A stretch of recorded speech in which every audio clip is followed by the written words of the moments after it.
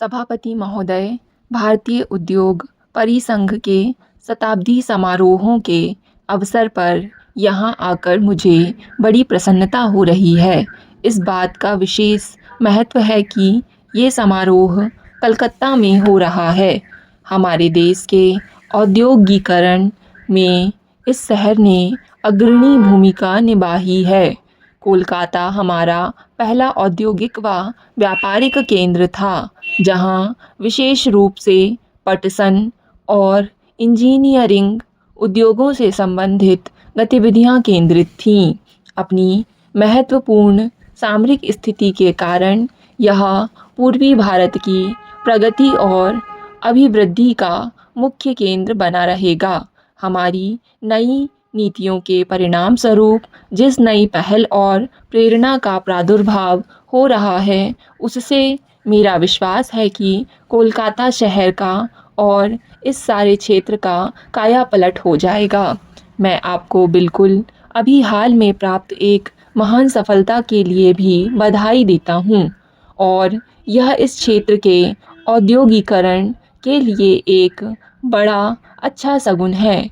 चीज़ें इतनी बदल गई हैं कि कल तक जो विरोधी थे वही आज रक्षक बन गए हैं, और यह सचमुच में बड़ी खुशी की बात है। इस खुशी के मौके पर मैं भारतीय उद्योग परिसंघ को बधाई देता हूँ। सन 1895 में केवल 5 इंजीनियरिंग कंपनियाँ इसकी सदस्य थीं। आज इसमें इतना बदलाव आया है कि यह 3000 सदस्यों वाला एक शीर्ष संगठन बन गया है, जिसमें बड़े, मध्यम और छोटे सभी उद्योग शामिल हैं, और यह वास्तव में एक शानदार सफलता है। आपके संगठन में सभी विविध प्रकार के व्यावसायिक और औद्योगिक हितों का समावेश है। आपने यह दूरी इतनी सफलता से तय की है कि अगली दीर्घ यात्रा भी अच्छी तरह पूरी होने की आशा बलवती हो जाती है।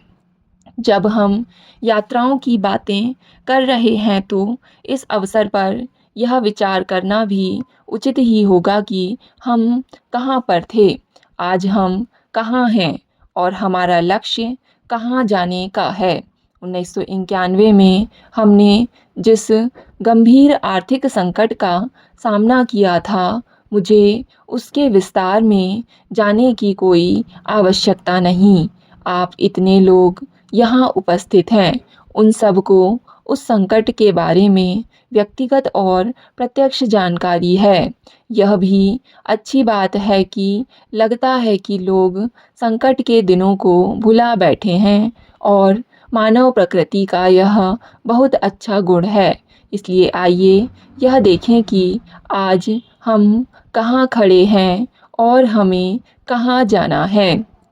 सभापति महोदय, जैसा कि आपको भी लगता है कि हमारी अर्थव्यवस्था पुनः उठ रही है, और विशेष उद्योग के क्षेत्र में, निर्माण के क्षेत्र में वर्ष के पहले 4 महीने में जो 9% की वृद्धि हुई है, वह निसंदेह उत्साहजनक है।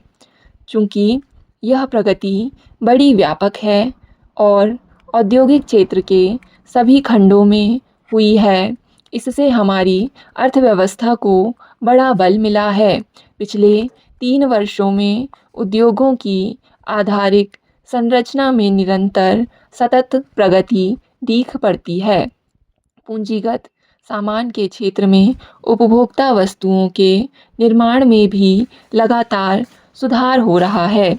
आर्थिक पर्यावरण में सब तरफ समायोजन होने लगा है।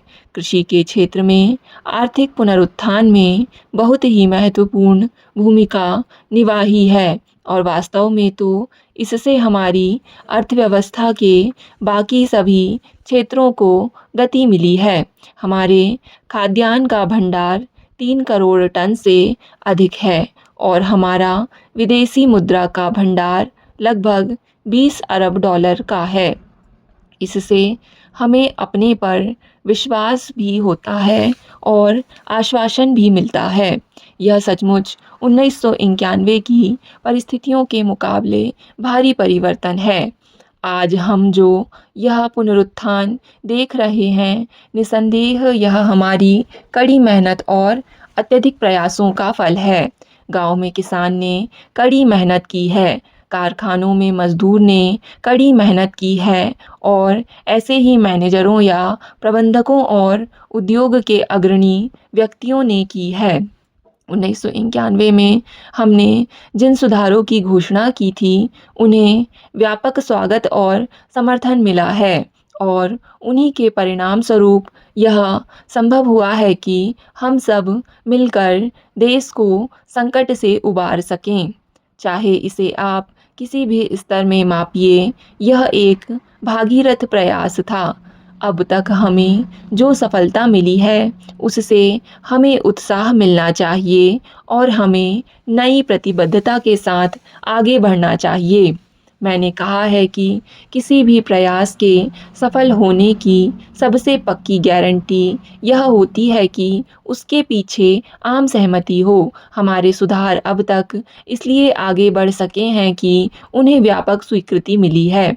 अब तक मेरा यह प्रयास रहा है, अब भी यही प्रयास है और आगे भी यही प्रयास रहेगा कि इन सुधारों पर आधारित हमारी आर्थिक नीतियों के प्राचलों को आम सहमति मिलनी चाहिए, ताकि यह नीति सच्चे अर्थों में स्थिरता ला सके और सचमुच में देश प्रगति कर सके। स्टॉप।